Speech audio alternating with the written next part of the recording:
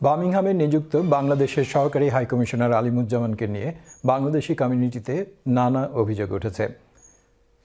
হাইকমিশনকে আওয়ামী লীগের দলীয় অফিস হিসেবে ব্যবহার করার গুরুতর অভিযোগ উঠলেও এসব অভিযোগ অস্বীকার করেছেন সহকারী হাইকমিশনার।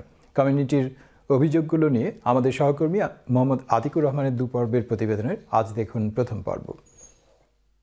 5 আগস্টের পট পরিবর্তনের পর বার্মিংহামে নিযুক্ত বাংলাদেশের সহকারী হাইকমিশনার মোহাম্মদ আলিমুজ্জামানকে নিয়ে নানা অভিযোগ উঠেছে বার্মিংহামে বাংলাদেশি কমিউনিটিতে। বার্মিংহামে সহকারী হাইকমিশনার আলিমুজ্জামান ছিলেন দলীয় আনুগত্যের একটা উদাহরণ, এমনটাই বলছেন কমিউনিটির মানুষ। নির্মোহভাবে দায়িত্ব নয়, কমিউনিটির সকল সংগঠনের প্রতি সমান আচরণ নয়, বরং একটি নির্দিষ্ট দলের প্রতি একচোখা ছিলেন তিনি।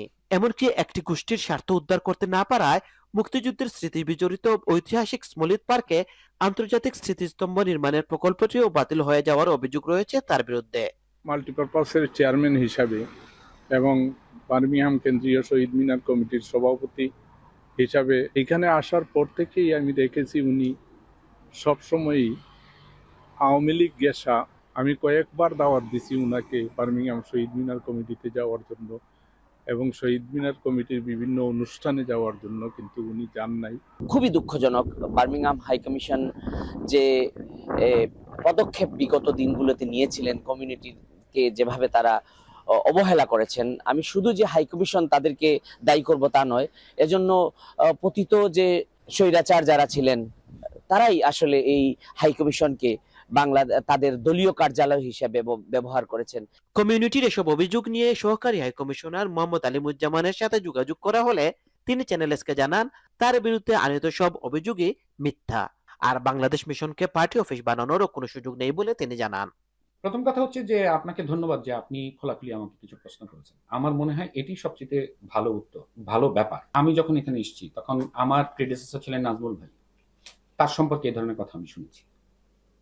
আমি জুলকারনাইন স্যার যিনি এখানে পাসপোর্ট চালু করেছিলেন, তার সম্পর্কে আমি এই ধরনের কথা শুনেছি। কেন যেন আমার এটা মনে হয় যে এটা প্রথম কথা তথ্যপাত্র দিতে হবে। আওয়ামী লীগের অফিস বলতে কি বোঝায়? কেউ যদি এই কথা বলে থাকে উনি সত্য বলছেন না। জাতীয় দিবসের বিভিন্ন অনুষ্ঠানে অনেককেই দাওয়াত না দেওয়ার অভিযোগ প্রসঙ্গে তিনি বলেন, সব দলকে দাওয়াত দেওয়া হলেও অনেকেই আসতেন না।